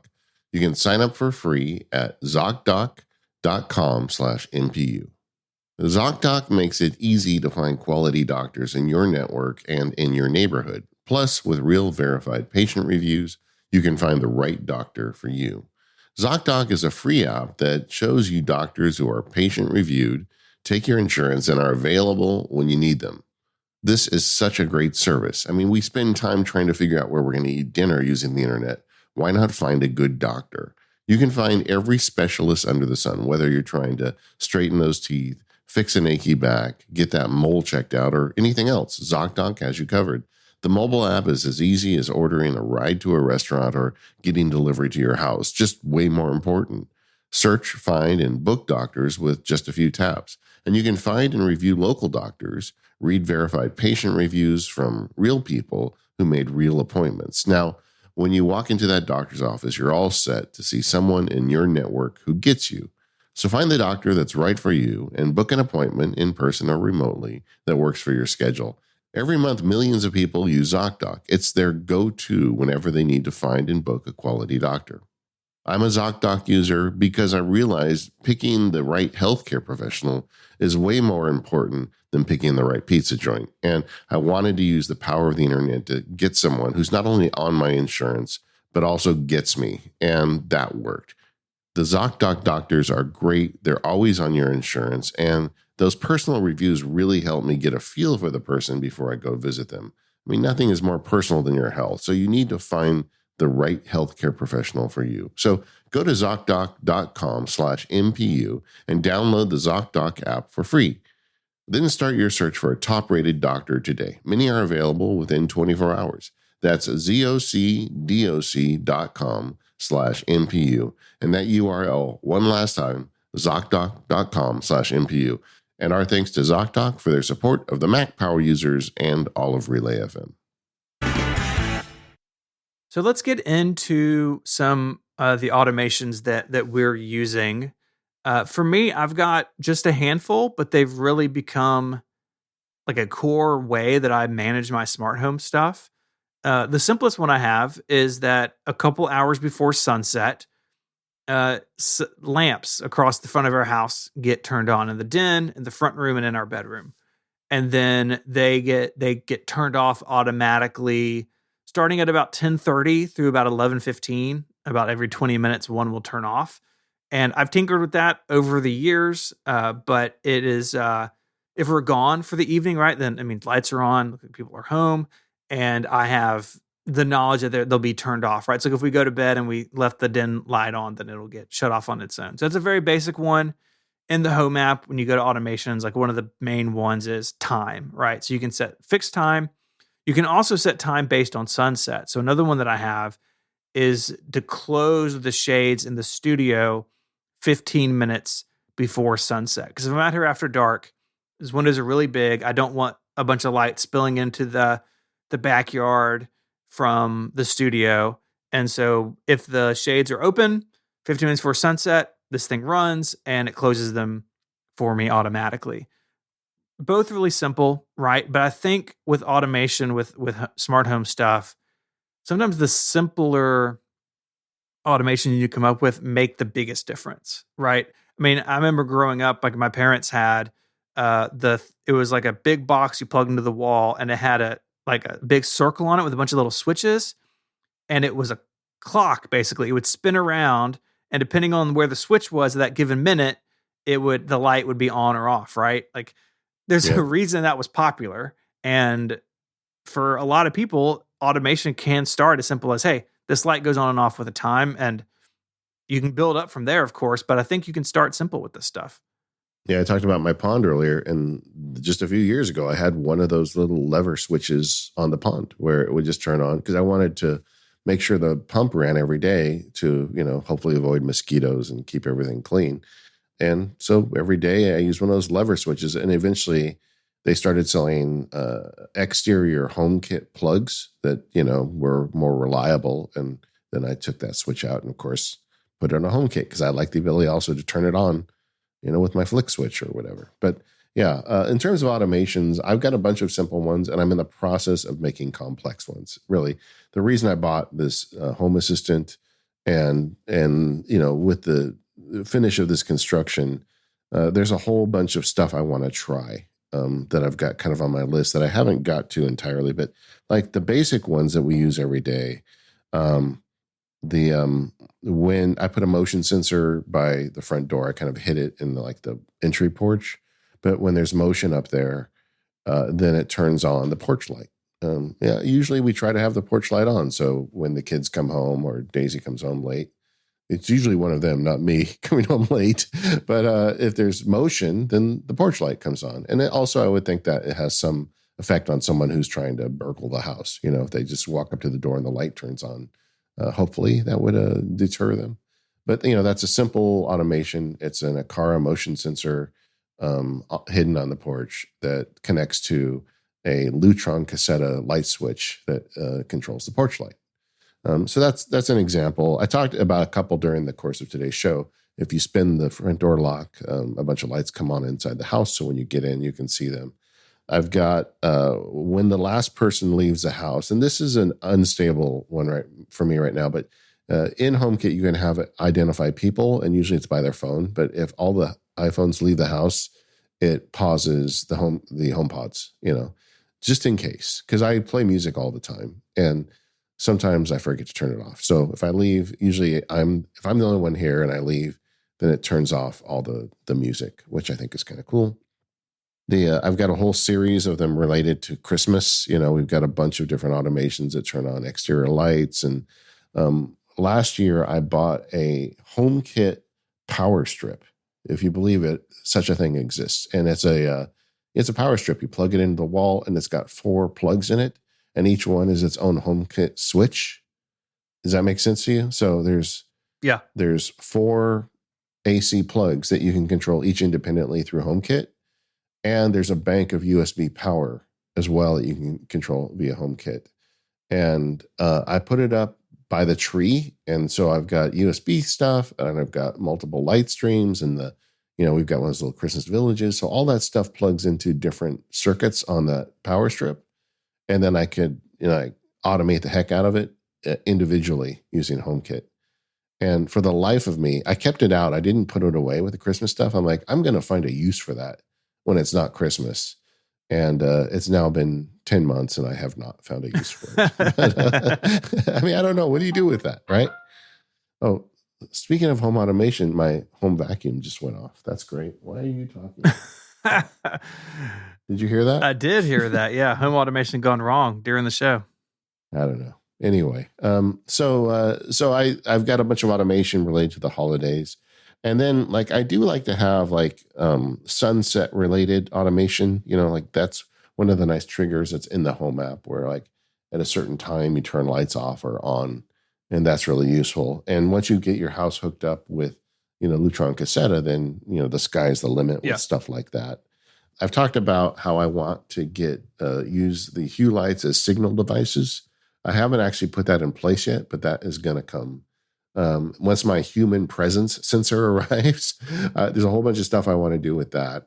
I put in, when I built indoor studios, exterior to the room, there's a door that leads to the rest of the house. Well, above that door, I put an AC, just a plug, where you can plug things in. And I connected it to a Lutron cassetta switch. And the idea is I can push a button and put power in that plug. Mm-hmm. And currently I have a little tiny LED light in there and it works fine, but I want to do something fancier. I think when the wood shop's rolling, I'm going to build an on-air light with the Max Sparky logo or something. But you put that up there, and so I can push a button and then the light turns on. And so when I'm recording in here, people outside the room can see, oh, I can't just barge in right now. And I want to really go nuts with stuff like that. I already have some, I'm about to start automating with, I'm about to start recording MPU. I've got a bunch of, Keyboard Maestro and other automations that kick off with that. So I could easily wire that up to turn the light on too. So that's something I want to do. Like I said, I want to do light-based notifications with the light colors. And with Home Assistant taking root in my house, I feel like if we talk about this in a year, I'm going to have a lot more to share. Mm-hmm. You mentioned an automation based on people leaving. I've got a couple of those set up as well. Like you, I have found it to be hit or miss on iOS 16. Make it out what you will, I guess. But we have one, if you're the last one to leave or you're the first one arriving home, HomeKit will send you a notification to basically have it tied to 2 scenes. One scene is to disarm the home alarm system, right? And the other is to set the Ring alarm to away or home, if you're leaving or going, whatever the case may be. Because I've got a Ring camera that looks in the backyard, for instance. I don't have that camera on unless we're gone, right? Because I don't need my kids running around on camera all the time. And so when you set up with a geofence, when you get to the end of the street, phone pops up and says, "Hey, do you want to set the home, the house in away mode or whatever the scene is called?" And a lot of these automations can work automatically, right? So a sensor goes off and it does something with a light, but ones that can change basically access to your home, so like a security system, those do require uh, manual triggering. It'll prompt you to say, "Hey, do you want to run this?" And you have to say, "Yes, I do want to run it." So when I get into the street, my watch buzzes, I tap my watch and I'm at the stop sign and it arms the house and turns on the ring or, whatever the case may be. And I think the again, some of the tracking behind that, or like when it triggers, has been a little rocky for me. But overall, I think it's a really powerful trigger. Okay, I want my stuff to be in a certain state when I leave, right? Like you said, you want the home pods off, you want the cameras on, whatever it may be. But also, that triggers when I get pretty close to my home coming back, right? So by the time I've parked the truck and get inside with my grocery bags or whatever, the security system's off, right? If I had it set to a door lock, I could have it going, right? If I have, we have a Hue light strip in the kitchen under some cabinets, and that one I have set to this as well. If when you come home, turn that light on, because a lot of times it may be in the evening and there might not be other lights on in the kitchen. So the present stuff is really pretty cool. I don't know if it would be more useful to tie that to like a presence sensor. I think for me, I want it all ready, so when my key hits the door, I know the alarm's already off. But that one I've tinkered with a lot over the summer, and I've got it pretty much where I want it. Yeah, like related is with HomeKit Video. It's supposed to be able to recognize people, and then that gives you a trigger for automation. And I have found that to not work worth a damn. It just I never can get that working. A couple related things to automation where I'm actually manually triggering it, but it feels like automation. I got a remote case for my Apple TV remote that has an AirTag sized hole in it. So basically, I turn my Apple TV remote into an AirTag receiver as well. Yeah. And it by the way, I think I talked about this on a recent episode, but it is such a great investment, because anytime you push a button and your remote beeps. Why is that not built into the Apple TV remote? I have no idea, but there you go. But also because it's an AirTag, it's an NFC transmitter, and NFC can be a trigger in shortcuts. So I put a automation where if I tap the remote to my phone, it triggers a HomeKit automation. It turns out the lights in the room where the TV is, And so like if we're watching a movie, another way, I have the dimmer, but I can also just tap the remote to my phone, which is kind of fun. Another NFC related one is I have a sticker in the car, and if I tap it, it unlocks the front door. Nice. So the idea is you get home from the grocery store and you tap the phone. I am testing that one right now. I don't want to really promote it just yet because my fear is, what is the accidental trigger range of that? What I don't want to have happen is I'm moving my phone around inside the car and unlock the front door, Yeah. So I'm working on that one, but I think there's something to it. And like one of the things I was thinking is, what if I moved the sticker to like inside the glove box somewhere where the phone never really gets near? But I want to test it and just figure out the limits of it. I'll probably do a blog post or something on it at some point. But that's another kind of like, it's not really automation. I'm still manually triggering it, but it feels like automation. Mm-hmm. Yeah, and you can get NFC tags, like a sheet of them on Amazon, really cheaply. And yeah, I've got a couple around my office for various things. So I have one kind of on the edge of my desk that I can trigger, and it puts my recording focus mode on. If I have any like Hue lights on, it turns them down. Again, my overhead lights are dumb until I get some cassette switches, but I think I could include those.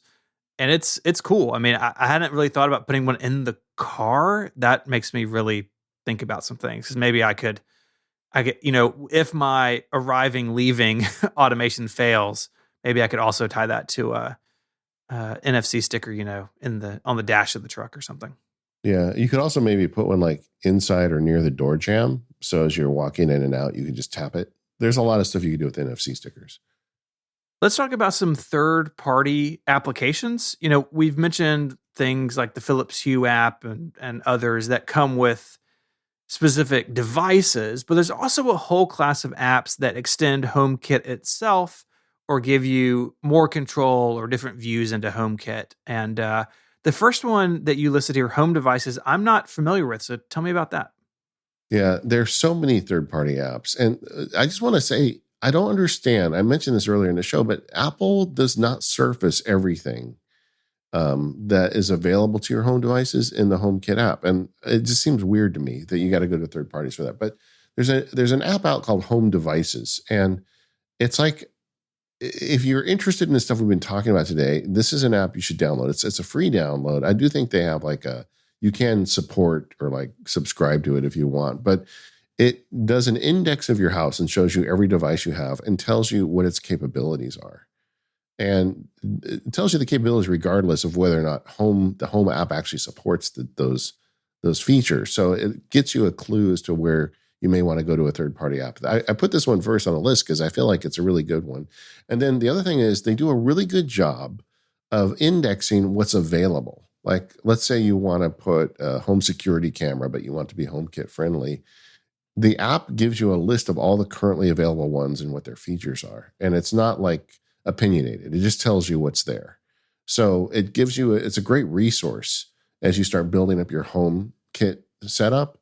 And then the other thing that the developer does is he tracks like some of the better YouTubers and blogs that focus on HomeKit and gives you a news feed of their most recent stuff. And I felt like this app is really great for someone who wants to like start getting their feet wet with HomeKit or even like go deeper with it, because it just gives you a really easy way to find the hardware you want and see what you can do with it. I think it's a really good thing to go along with today's episode. Like if you're interested in this stuff, I mean, we're an hour and a half in, we're still talking about you must be, right? Yeah. But just download the app and even the free version is good, but you can give the guy a few bucks if you want as well. Yeah, that's cool. Another one that I think we've talked about before, but you and I are both big fans of is Home Control. This Yeah. is a menu bar app for the Mac, and you can get all your scenes, all of your rooms, all of your accessories. But the reason I love it so much is each one of those comes with a URL. And so you can use a URL scheme to do things like trigger a scene from the Stream Deck. There's lots of ways to do that. You can also set up a shortcut that triggers a home scene, lots of ways. But this is a really clever way of doing it. And, the Home app on the Mac has come a long way. This, I think, is better because it's available just in your menu bar, really easy to get to. And yeah, I'm a huge fan of it. Yeah, and it doesn't just control lights; it controls anything in HomeKit with these URL streams. Like one of my daughters, who shall remain nameless, routinely leaves the house without a key. How do you do this, Stephen? Like, so her way of getting into the house is she comes home and she rings the doorbell. And then whatever I'm doing, I go and open the door for her. And I don't understand this. And like I've given her so many keys and she just doesn't do it, right? But now, like with this home control, like I can be sitting here, I can see her car pull up in the driveway, and I just reach over my Stream Deck and I push a button and the front door unlocks. Mm-hmm. And that's that, But what a weird use case. But, you can literally control anything in HomeKit with your Stream Deck with this thing. And, of course, we love that. But also, having it in your menu bar is really nice. It just drops down a menu. You turn things off and on as you're sitting at your Mac. If you've got HomeKit stuff and you've got a Mac, Home Control is totally worth it. Another one, there's a couple that are like kind of what I would call more extensive home apps. And there's two of them, Controller for HomeKit and Home Plus, which is now version 5. So there's Home Plus 5 and Controller. And I feel like these are both really good, like improved versions of the Home app. If you want to like do more with automation, it's got more steps. Both of them have the ability to back up your setup, which I think is really cool. Controller has smart folders. But Home Plus is the one that kind of resonates with me. For whatever reason, I use that one more. But if you feel like you're hitting, a ceiling with the Home app, I would recommend looking at both of those and just picking whichever one you like. They're both excellent. Mm-hmm. Now we come to the Aaron Pierce fan club part of Mac Power users. Yes. Aaron's a developer, has made a range of HomeKit apps, and we've talked about them before, but worth talking about again because I think I just have the feeling that you know how underscore Davis Smith is like probably the person who has done the most development on the Apple Watch, Yeah. maybe including people at Apple, right? I feel like Aaron Yeah. Pierce is that for HomeKit. Like no one Yeah. knows this stuff better than Aaron. And he has sort of a suite of utilities that make dealing with HomeKit stuff just easier. And my favorite of those is called Home Paper. What this lets you do is create the wallpaper to go behind your home or your rooms in the Home app. Now, this is downplayed a little bit in iOS 16 because you can still get to an individual room, but by default, everything's just one long screen. But I have a picture of like my house with a nice gradient, and it makes the Home app look much nicer. It's also really nice because it makes it really easy at a glance to know what room you're looking at in HomeKit. And this app lets you make wallpapers for the iPhone and the iPad. And unfortunately, these don't sync, so you have to set up on each of your devices. But I love Home Paper. The day that it was announced, I went and got it and set a bunch of these up. Yeah, it's just solves such an obvious problem. And I agree with you. The visual nature of this stuff makes it easier to navigate the home app, and that makes it better. My favorite of his is one that I came across way too late in the process. It's called Home Pass. And if you use HomeKit, you know that a lot of times there's a magic code, you know. Like that's another complaint I have about the level lock, by the way. The HomeKit code was on the back of the manual that was glued to the box. The only way I could find it was by ripping the manual off the glue and saying, oh, here it is Yeah. behind the glue. I mean, what were they thinking? But so there's a magic little QR code you got to point your device at to connect it to your HomeKit. And if you lose that QR code, I'm not sure there's a way around it. Fortunately, I haven't had the problem where I've lost one where I couldn't, but I have definitely not saved all those QR codes over the years of HomeKit stuff I bought. And if I ever have to reset some of these things up, I may be totally like out of luck. Some of the better devices have the QR code on the device, which Mhm. is, I think, the way it should be. Yeah. But a lot of them just print it on a piece of paper and stick it in a box. And HomePass allows you to save that. You can capture it with your phone and save the QR code, so you're never like really screwed, if something goes wrong. And like I said, I found out about this app, or he released it, frankly, after I'd been buying HomeKit stuff. I wish I had it from the beginning. If you're getting into HomeKit, get HomePass and just start using it every time you get a new device. Yeah, it's a lifesaver. Even if it has it on the device, like what if your smart plug is behind your couch, right? You don't Yeah. drag Yeah, I your know. couch out of the way. Yeah. Home Pass is super cool. Let's talk a little bit about Home Run.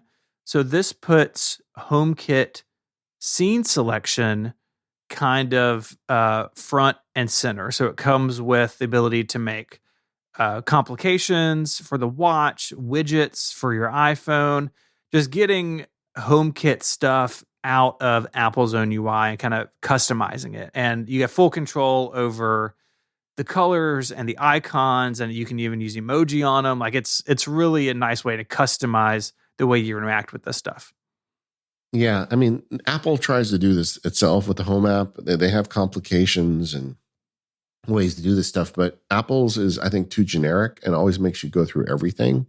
With Home Run, you can pick, like, if there's one scene you do every time you start working, let's say you work from home, you can put that scene as a complication on your watch and you don't have to do anything but press it. And it's just much better implementation.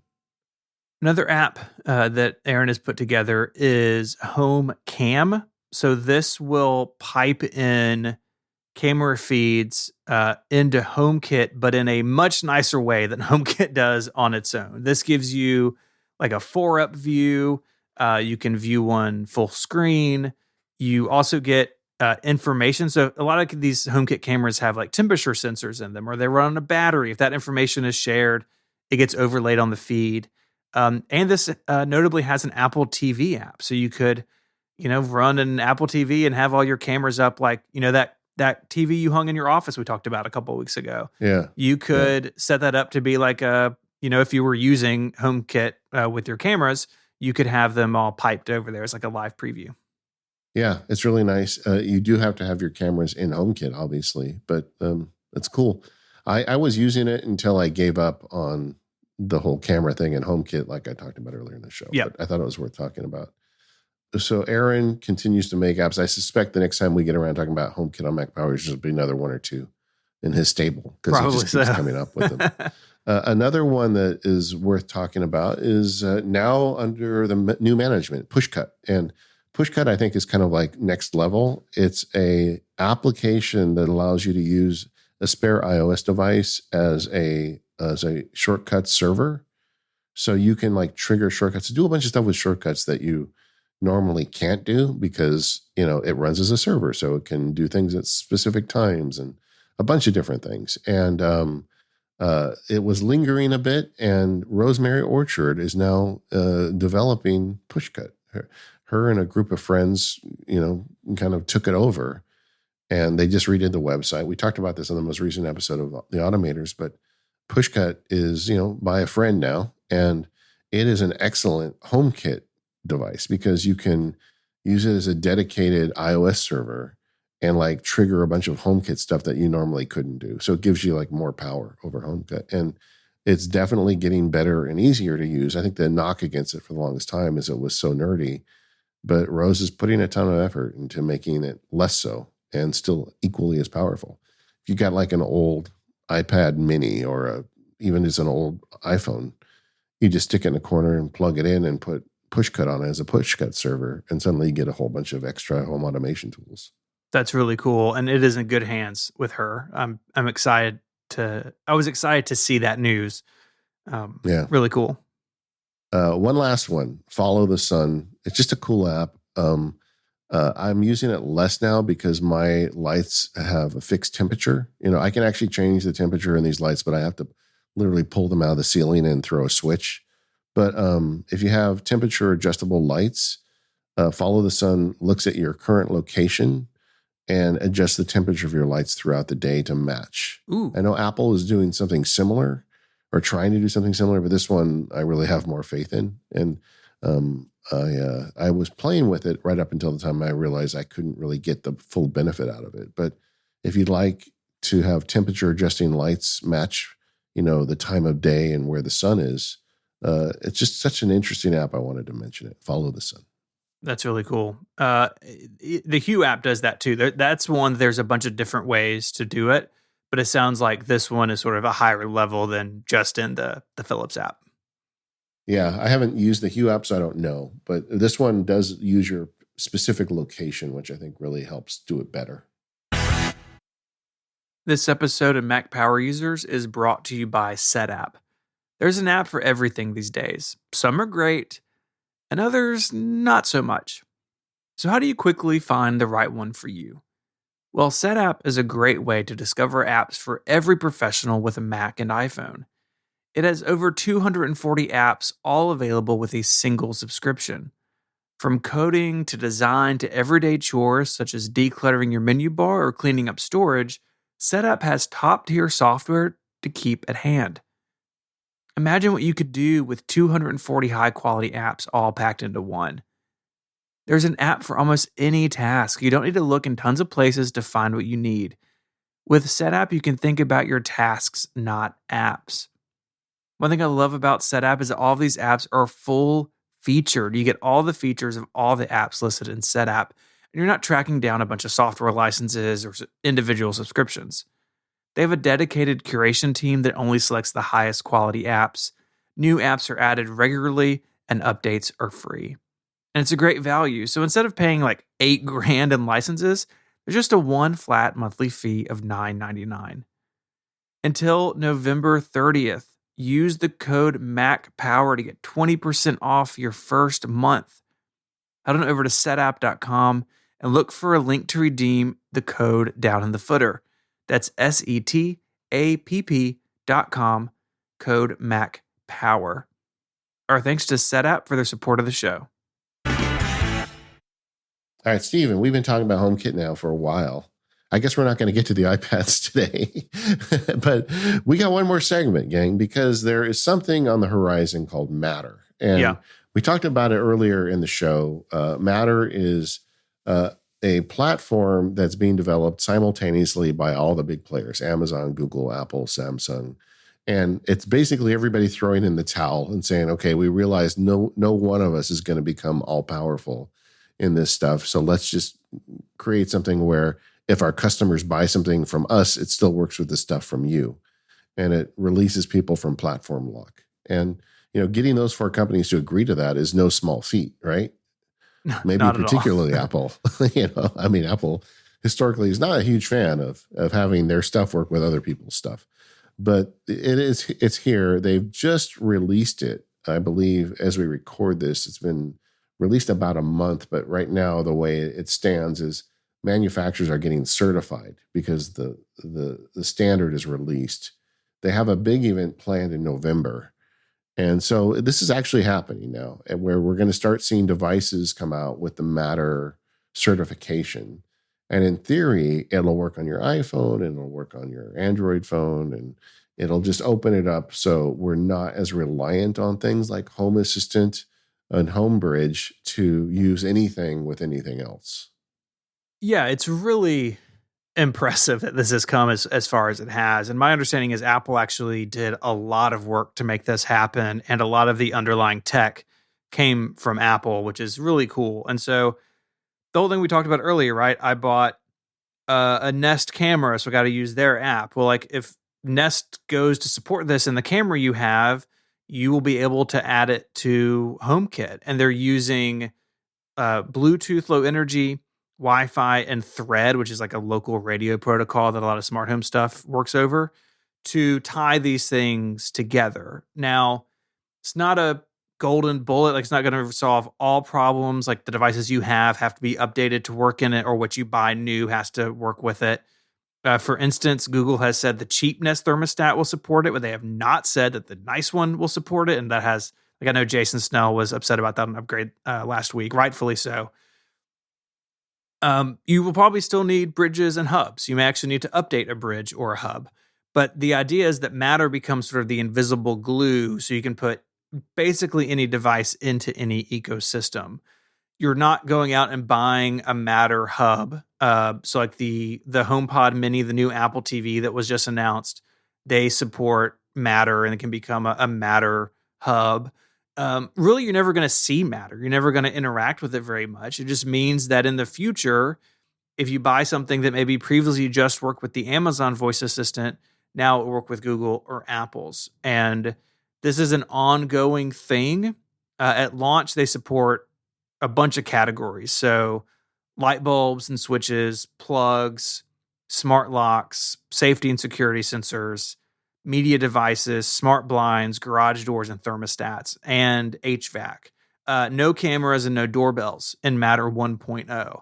But it may be that this time next year, say Matter 2.0 is here, maybe those things are added. And so it is early days, but the promise of this is really exciting to me, because for so long in the early days, like when you and I were first getting into this, you had to like make a decision. Like, I'm going to be an Amazon house and I got to buy stuff that just works with the Amazon assistant, or I'm going to go all in on Google, or I'm going to go all in on HomeKit. Now, over time, most popular accessories either work as their own ecosystem, like Nest or Ring, or they work with multiple, right? So you go buy a smart plug on Amazon that works with Amazon and Google and Apple.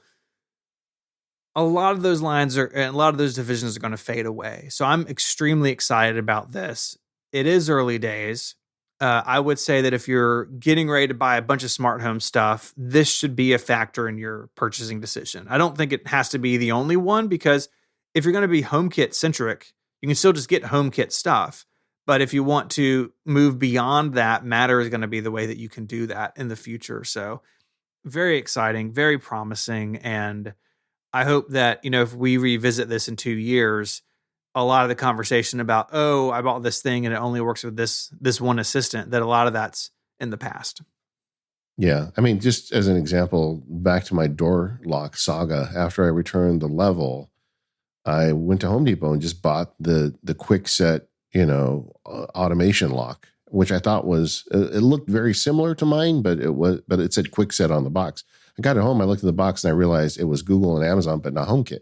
There's a different one for HomeKit. So I had to go return that one and then get the HomeKit one off Amazon. And like that stuff still happens, but doesn't happen as often. And I feel like Matter is not going to be one of these things where overnight suddenly everything just magically works. But I feel like over the course of 2 or 3 years, it's going to be increasingly unlikely that you bump into things that don't work with each other. And that's just kind of like the slow boil. One thing I would recommend is don't get hung up on waiting for Matter. Like, as we talk about, don't say, well, I'm going to wait 3 years. Home automation and this stuff is too useful to wait. You could always wait. Get stuff. If you're listening to our show, I think you should probably pick HomeKit and just get HomeKit compatible stuff. And a lot of it's going to be Matter compliant anyway in the future. If you really want to be careful, look for vendors that have already agreed to sign on to it. Like Akara has publicly stated that they're going to support Matter.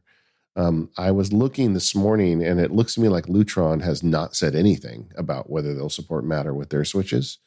And historically, I think they do kind of keep mum, but maybe they will, maybe they won't. I don't know. So that can maybe affect buying decisions. But overall, this is just going to get better over time. And I don't think any of these companies are throwing in the towel here, and they want you to just forget about it and just buy anything. They're gonna have an opinion. And stuff will work better with certain platforms than others, but hopefully Matter, comes along. And then there's all this other power management stuff like charging electric cars and there's just a lot of different things we can do with home automation going into the future. And I feel like Matter is probably going to lead the way on that once it gets, its boots on the ground, as they say. It's very promising, though. I'm pumped.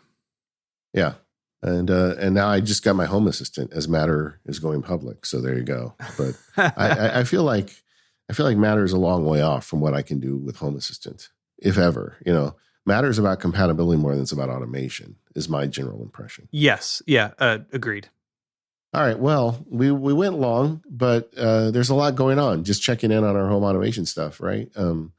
I'm very excited about the promise of this stuff and using it more and more. Like I said at the beginning of the show, now I have a room that's exclusively mine. I'm going to really go nuts with this stuff. I'm having a good time just gearing up for it. But we'd love to hear what you guys are doing with home automation. We got the forums over there at talk.macpowerusers.com. Let us know if there's something we missed or a category of automation that you're using that we didn't talk about. Let us know. I'd love to see what's going on. Meanwhile, we are the Mac Power Users. You can find us over at relay.fm/MPU. Thank you to our sponsors today, 1Password, Electric, ZocDoc, and SetOut. And we'll see you next time.